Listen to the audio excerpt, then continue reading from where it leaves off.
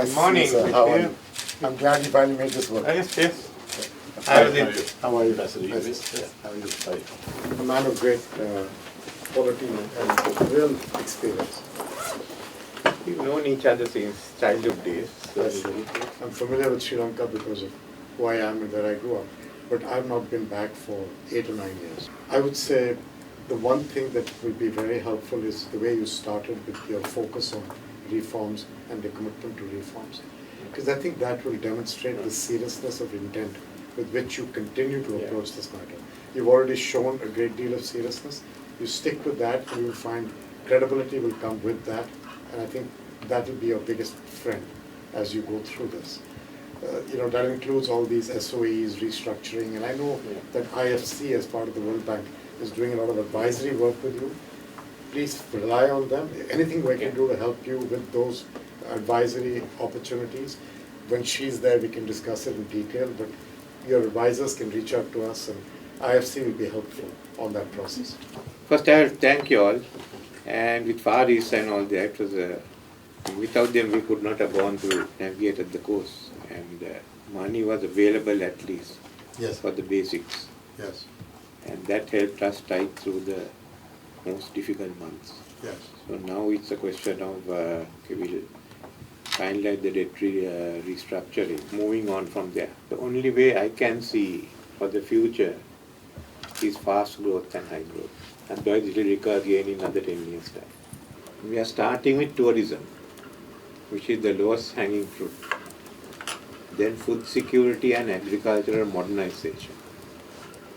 Those two will be the ones that we start with. Thereafter we will be going into the other area, the traditional exports. Agriculture will mean modernizing management, looking at the plantation companies.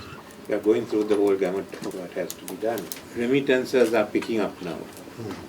So that's good. Yeah, that's the first phase, but it's really modernizing means moving out of it.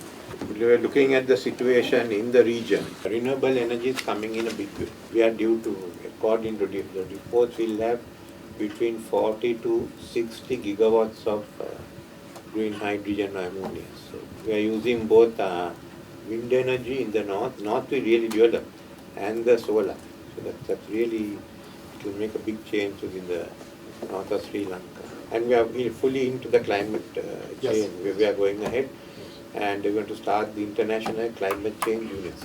I think your idea of picking on tourism is great. I've been saying for a long time that tourism creates lower paying jobs per dollar invested, but many more jobs per dollar invested. And right now, again, credibility and also the buy-in from your people will benefit from a tourism development. And I think you're doing the right approach there. If he can help in any way, with digitization of people, with renewable energy, solar, wind, this is something we can excel in and be helpful with. Your education point we would like to help with. These are topics we understand well. And I think the last 2 points for you that I wanted to raise. One is, when I was in India, we discussed the power interconnection deal idea. Yes. And we have connected up with ADB in any way that we can help on Sri Lanka, India, Nepal, Bangladesh, connecting up their power grids, which will be to your benefit in the short term, but also once you produce more energy to your long term as well. I think that anything we can do to help. We know ADB is working, but you should know we are there with you on that topic. So again, we'd love to be helpful to you as you go through that process. Colombo is concerned, north of the Kalin River, all the way up to Katunayaka, you create one, we are talking with the EU, among others, to create a port. So that's the big one. And this can stand as it is. And the capacity that it can even take all transshipment cargo, because we can always fall back on Hambantota and even Trincomalee for the local cargo. To join the two. Yeah. So that we want to make this. And the airport also can be nearby is connected. So you make it into a RC hub.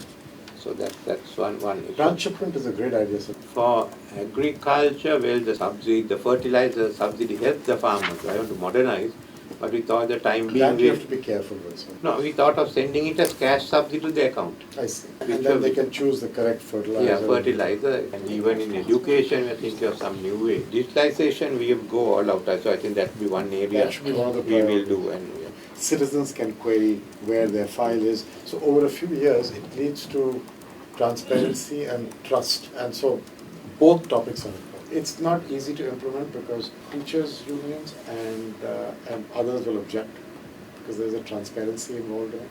But I know you understand that, but that's, parents will want it. yes, Oh, yeah. that's where the benefit is. That's just Because the teachers parents see the understand difference. it, yeah. The third one also, into the school system. Perfect. And we are also now bringing in the new anti-corruption bill, so 27% of Sri Lanka's workforce is in agriculture, but they only contribute 8.7% to the GDP. and we are bringing next month the 4 women's bills. Very good. Gender equality, violence against women, Women's Commission, and the Institute of Women's Studies. Excellent. Thank you very much. Okay, and I will come. yes, you have to come. Okay.